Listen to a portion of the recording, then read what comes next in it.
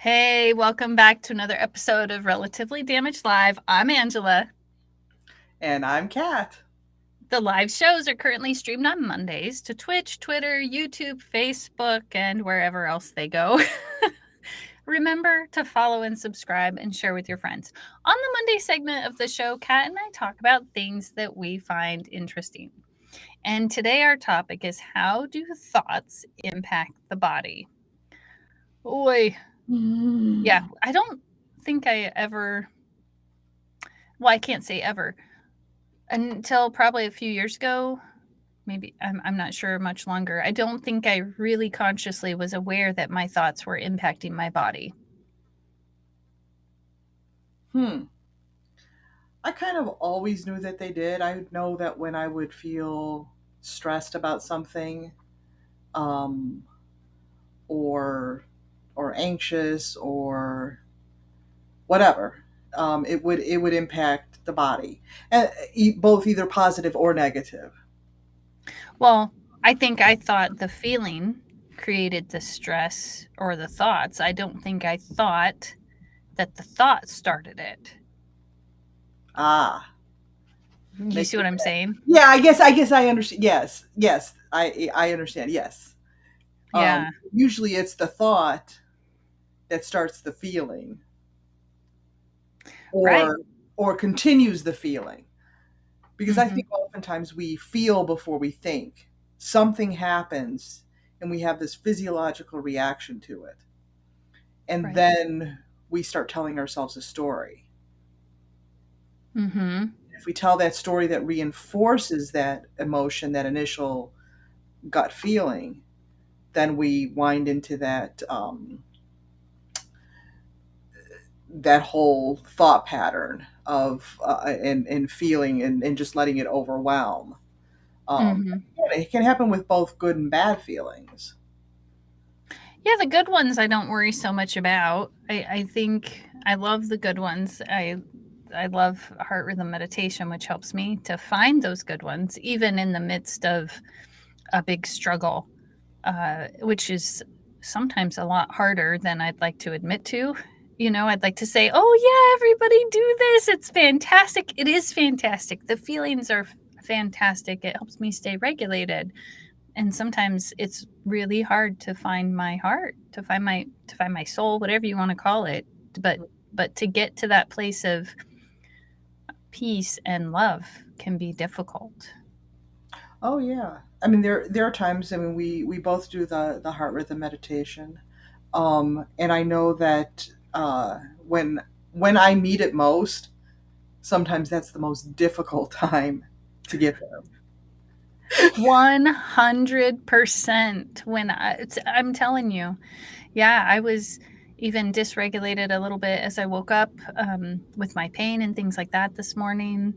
And I had also woken up later than I usually do, which I'm usually up around 3:30 or so. And today I woke up, it was almost 5, and I'm like, I just like, oh no, how am I going to get all my meditation in? Because I've been having to spend more time in meditation lately, or not having to, really wanting to, because it helps me feel better. And so I did get I usually start with like a Wim Hof breathing, which Mhm. for for those of you who don't know, excuse me, for those of you who don't know what that is, it's basically hyperventilating and then holding the breath for a period of time. And you can find videos anywhere on YouTube with that.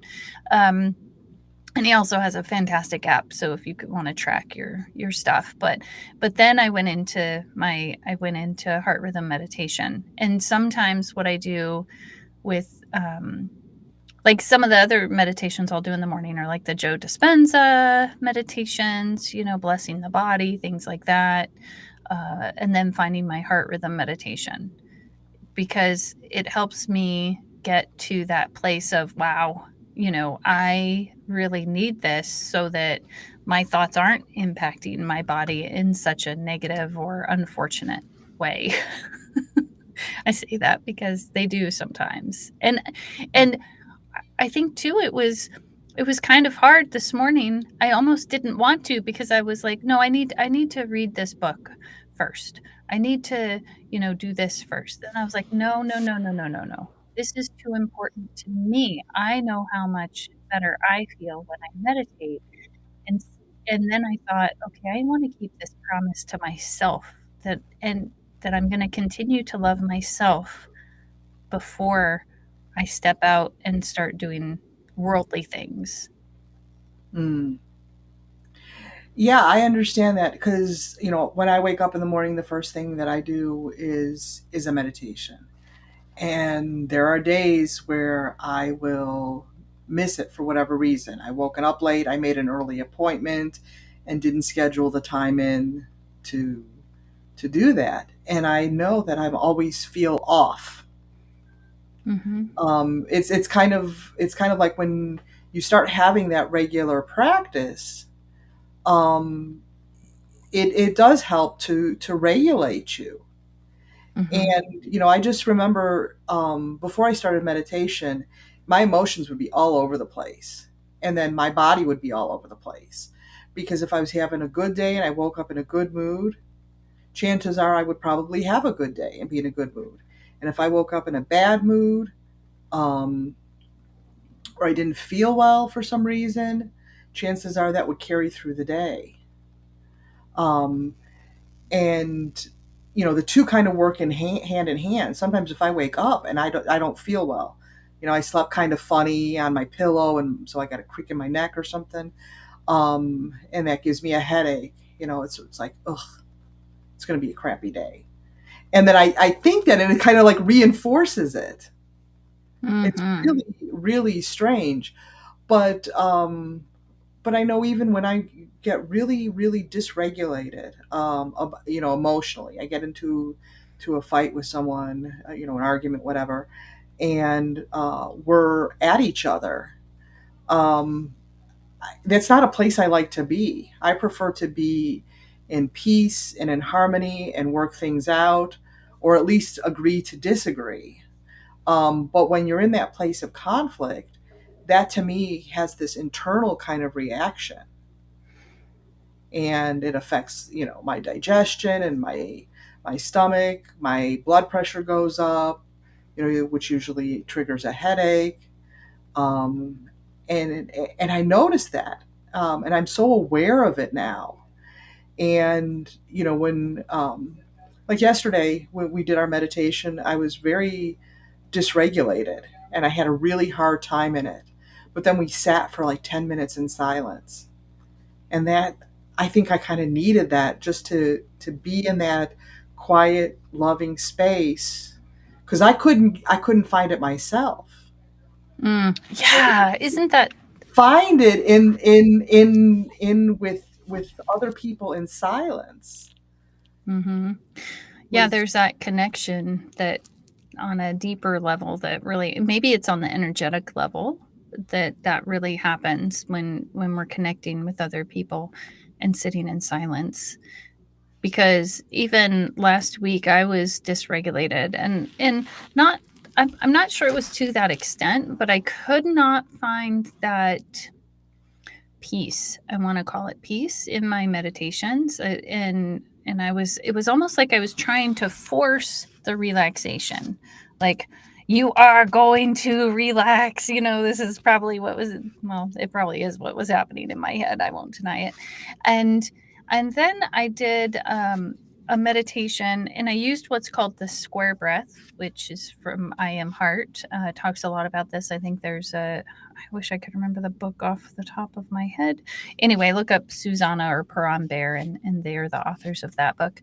Or you can just go to iamheart.org. But there is the square breath, which is, so many counts, 6, 8, or 10 counts in, and then hold for, let's see, 12, 16, or 20 counts, and then breathe out for 6, 8, or 10, so that you have a square. So the idea is almost it's like a in my mind it's a diamond. So I would breathe in from the heart and I'd come up this way and then I'd go up here and then I'd come over here as I'm counting down to my shoulder and then I'd go back to the heart as I'm breathing out. So I'm holding across this top area. And I hadn't done it in a while and I had forgotten how beautiful it is because when I do that breath, I can start to feel my heart again. And I don't have to put my hands here or try to find my pulse. I can actually just feel it in my body. The lub dub, the bum bum, bum bum, bum bum. And I'm doing this and I think I was 3 breaths into the square breath. And all of a sudden, I was like, oh my gosh, I want to breathe. And then I was like, hold on a second. Because I do the Wim Hof. And, in that one, I'm holding for 2 minutes usually. And, and I'm like, wait, I know I have enough air in my body. And I'm like, no, I'm in charge. It's fine. The air is there. Just hold it. And it was like in a loving way, I said, no, I'm not going to do that right now. I'm going to hold it, and that's okay. And then all of a sudden, what happened was I was able to get back into coherence and to find that peace. And I think sometimes it's having those loving interchanges with ourselves that helps to get us back on track. Like, okay, you've been frustrated, you've been dysregulated, you've been I'm talking about myself. I was struggling with some challenges last week, some emotional challenges. I was very concerned. I didn't know which way was up and what the next step was. And so for me, I was having to be really gentle with myself because I was making changes in other areas of my life that it was like that I had actually questioned, do I make this change now or do I wait? While all of this other stuff is up in the air. And I was like, no, I am not going to let all of this other worldly stuff get in the way of what I'm doing. I am going to continue on this path regardless. And in a way, saying to myself, yes, it's okay. You can trust yourself. You've got this. You made this plan. Keep going. It was really, really interesting. But um, sometimes we have to say, no, I'm going this way. I love that you say that because we've got this quote from Joe Dispenza, and I'm going to read it. Yes. And this is kind of the other way that happens. Because of our large brains, human beings are capable of thinking about their problems, reliving past events, or even forecasting future worst case situations, and thus turning on the cascade of stress chemicals by thought alone. We can knock our brains and bodies out of normal physiology by just thinking about an all too familiar past or trying to control an unpredictable future. And so it just reminded me in that moment, you were like, you were dysregulated, but you said no. And that helped you get back into regulation. Oftentimes, because we have the tools, we have the practice to do that. Mhm. And this is not something that is taught to people. No, it's And just not. so right. And I'm gonna tell you about an article that I read, and I don't think I shared it with you, but I was like, oh my God, this is great.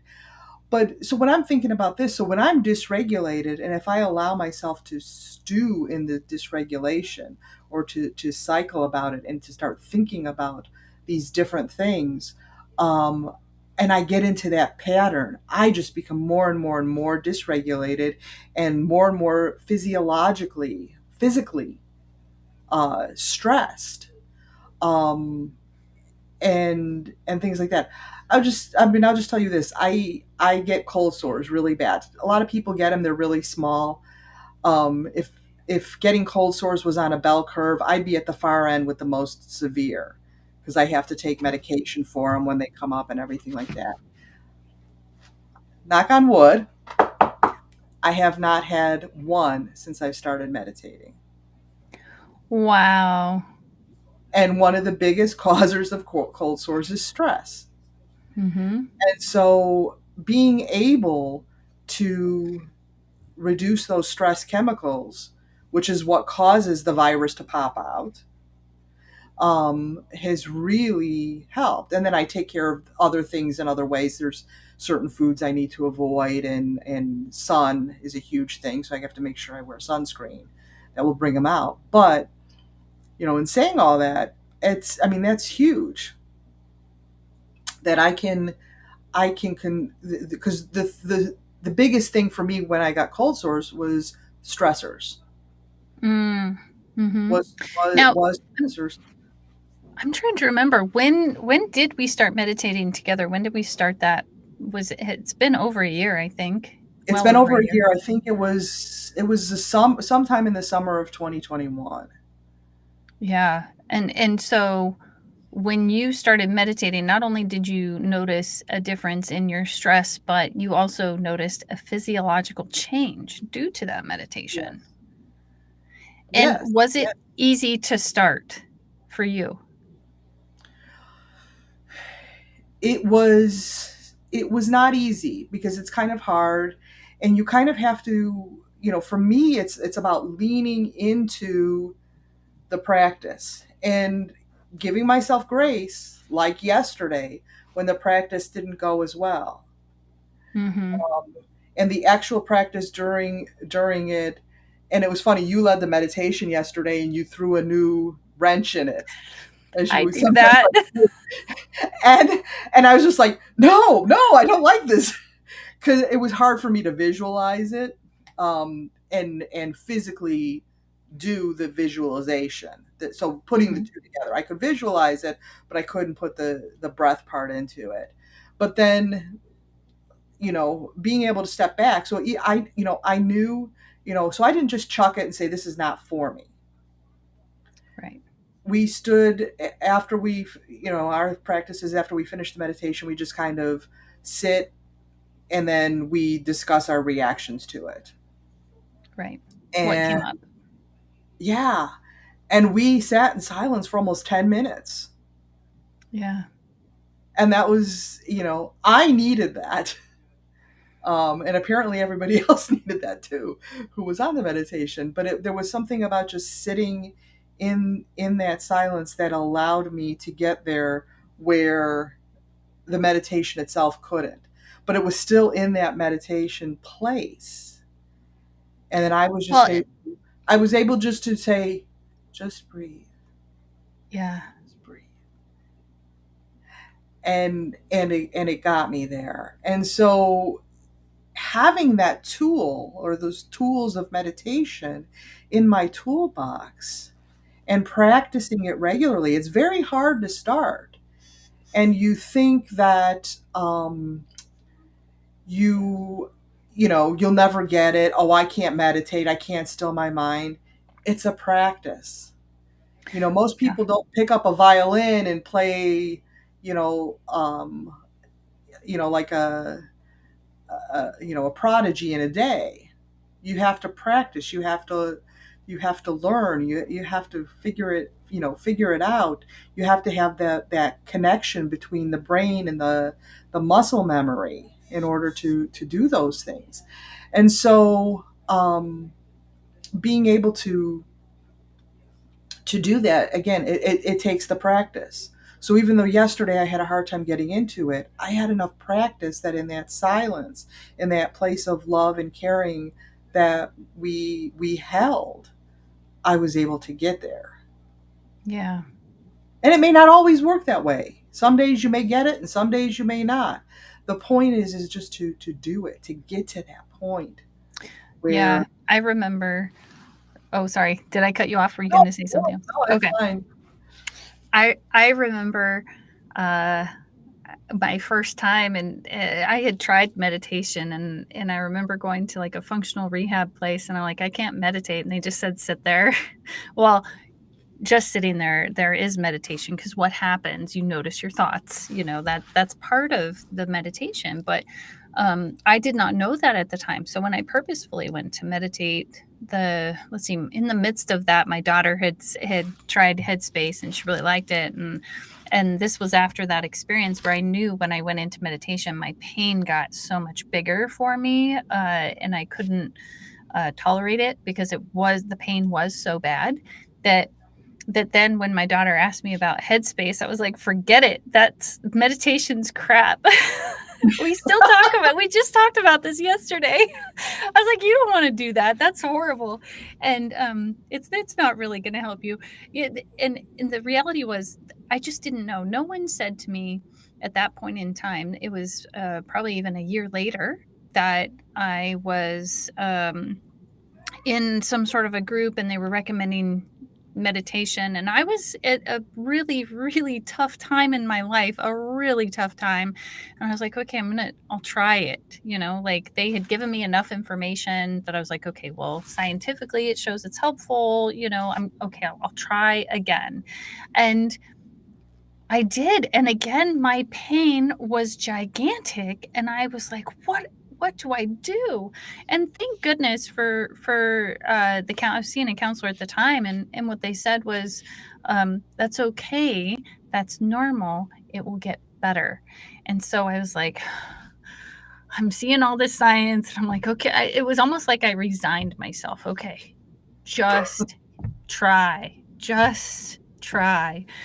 And so I think that's when I got Headspace, and 3 minutes, like, was the lowest amount of time that I could, I think, was a Headspace one, and it was literally just noticing my thoughts, and 3 minutes felt like an eternity. That's how fast my thoughts were going, that's how much I was trying to get away from my pain. I mean, you name it, it was a lot, a lot, a lot. And so over time, then I got to up to 20 minutes. I got up to 45 minutes. And then I had a very spiritual experience in meditation. My friend Sadhu had sent me a gratitude meditation. And let's see, I had talked to Fred that morning. Now, this is kind of important because Fred had asked me in this meditation, or in the podcast interview, he said, try saying I am and just stop. And so I did it, and so I was already like, I am, and it's like dot, dot, dot, the ellipses came up in my mind. And all of a sudden there was this.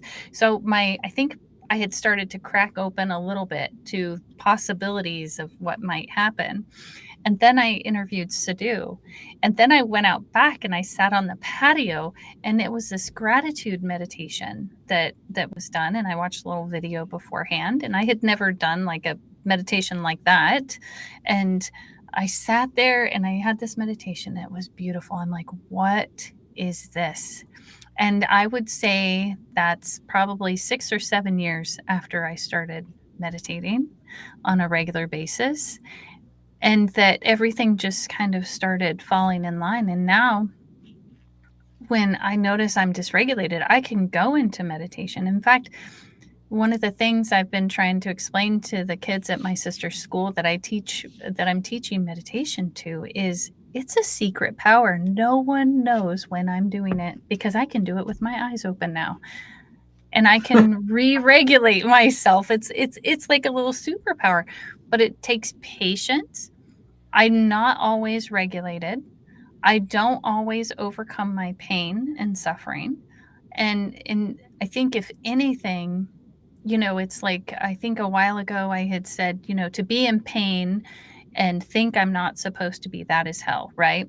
So if I'm in pain and I start fighting against it, it makes it worse. So in my meditations, the idea is to just notice, you know, just notice. And sometimes I can get to that no place, no thing, nobody, no nothing. I can feel like I'm in the ether, and sometimes I can't.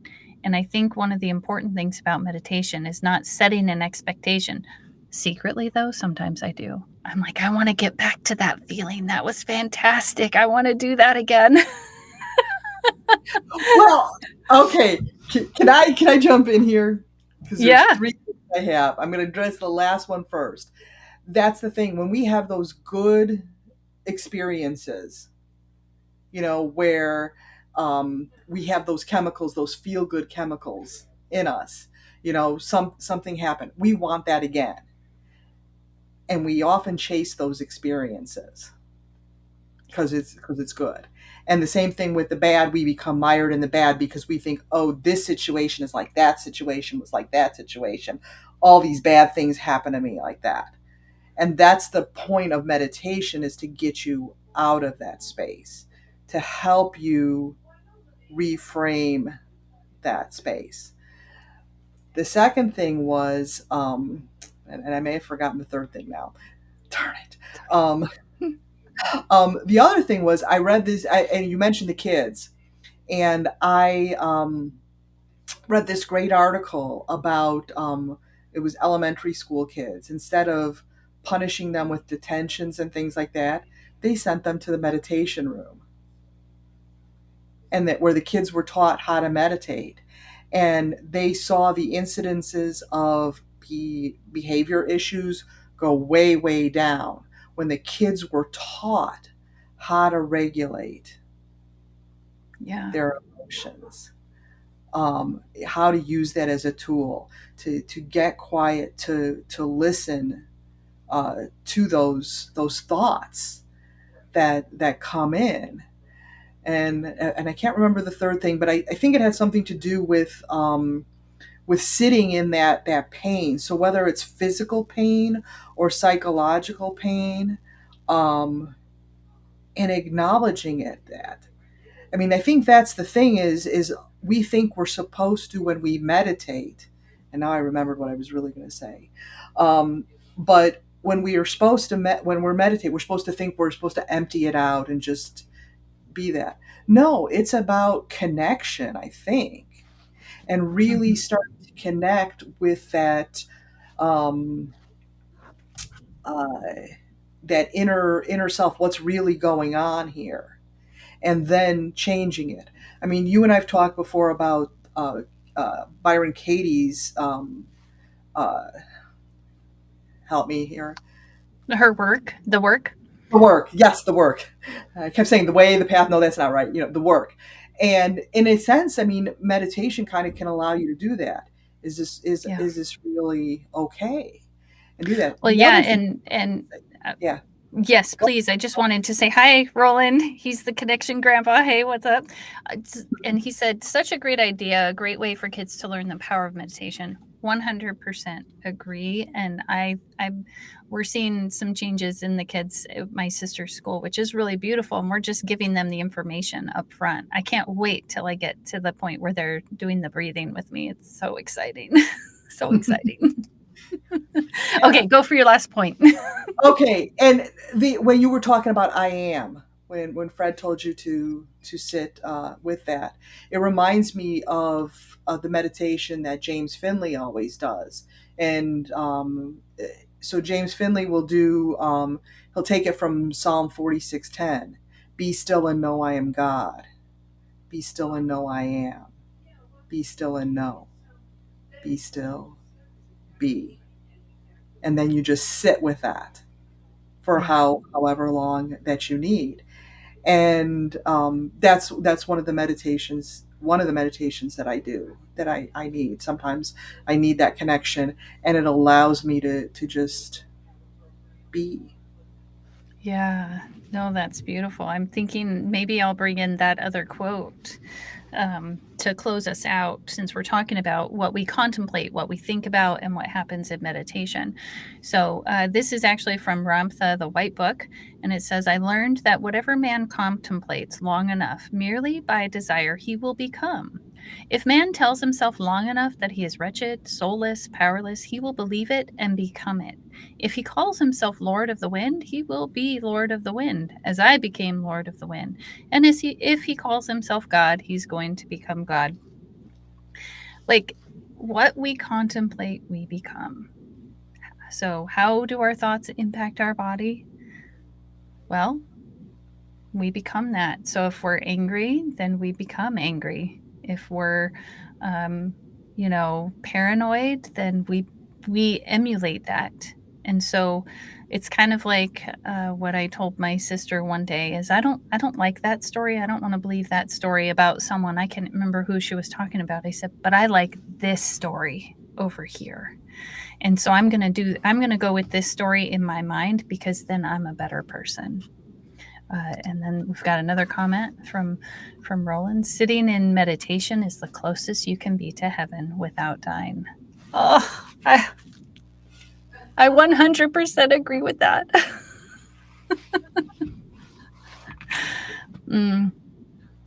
So Yes. anyway, we do have meditation on Discord. So if you're interested and you want to participate in that meditation, just reach out to Kat or I and we can get you an invitation. We do that on Tuesday, Thursdays, and Sundays at 7:15 a.m. Pacific time. But yeah, any last words, Kat, since our 30 minutes is up? No, I love Roland's last comment. I think it's great to close it with. Thank you, Roland, for that. Yeah, I think we'll just leave it up on the screen as we close. So I'm Angela. I have the Relatively Damaged podcast and am the author of Poems from a Lost Soul. Kat has her own show, Breaking the Lens of Bias, which you can find on Facebook and I believe YouTube, right? Correct. Yeah. Okay, so we'll see you out in the ether. We'll connect with you in our meditations in some way. And I'm sending you all love. We'll see you next week. Bye bye. Yes. Bye.